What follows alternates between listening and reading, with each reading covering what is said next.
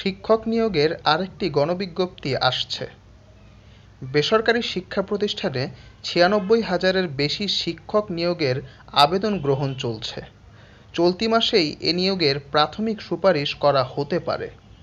এরপর কতগুলো পদ শূন্য রয়েছে তা যাচাই করে দ্রুত আরেকটি গণবিজ্ঞপ্তি প্রকাশের কার্যক্রম শুরু করা হবে। বেসরকারি শিক্ষক নিবন্ধন ও প্রত্যয়ন কর্তৃপক্ষের এনটিআরসিএ একাধিক কর্মকর্তা এ তথ্য জানিয়েছেন। জানা গেছে, পঞ্চম গণবিজ্ঞপ্তিতে সারা দেশে ৯৬,৭৩৬ জন শিক্ষক নিয়োগের উদ্যোগ নিয়েছিল এনটিআরসিএ। তবে আদালতের নির্দেশনা এবং নিবন্ধন নীতিমালা অনুযায়ী এই গণবিজ্ঞপ্তিতে কেবলমাত্র ১৬তম এবং ১৭তম শিক্ষক নিবন্ধন পরীক্ষায় উত্তীর্ণরাই আবেদনের সুযোগ পাচ্ছেন।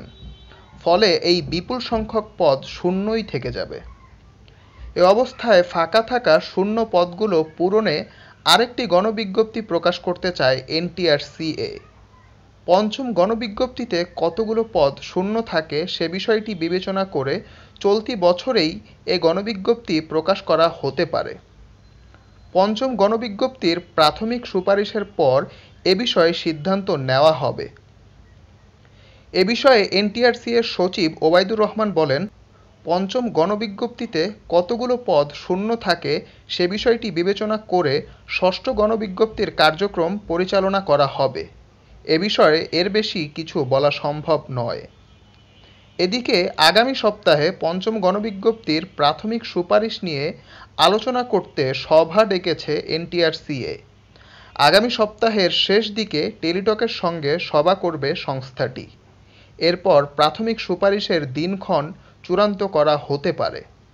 নাম অপ্রকাশিত রাখার শর্তে এনটিআরসিএর এক কর্মকর্তা জানান, টেলিটকের সঙ্গে আমাদের সভায় প্রাথমিক সুপারিশ সহ বেশ কিছু বিষয় নিয়ে আলোচনা হবে। ওই সভা শেষে প্রাথমিক সুপারিশ কবে করা হবে সে বিষয়ে সিদ্ধান্ত নেওয়া হতে পারে। এর আগে গত ৩১শে মার্চ বেসরকারি শিক্ষা প্রতিষ্ঠানে ৯৬,৭৩৬টি পদে শিক্ষক নিয়োগের গণবিজ্ঞপ্তি প্রকাশ করেছে বেসরকারি শিক্ষক নিবন্ধন ও প্রত্যয়ন কর্তৃপক্ষ এনটিআরসিএ। এর মধ্যে স্কুল অ্যান্ড কলেজে পদ সংখ্যা ছিল ৪৩,২৮৬টি, মাদ্রাসা ও কারিগরি প্রতিষ্ঠান ৫৩,৪৫০টি পদে শিক্ষক নিয়োগ দেওয়া হবে।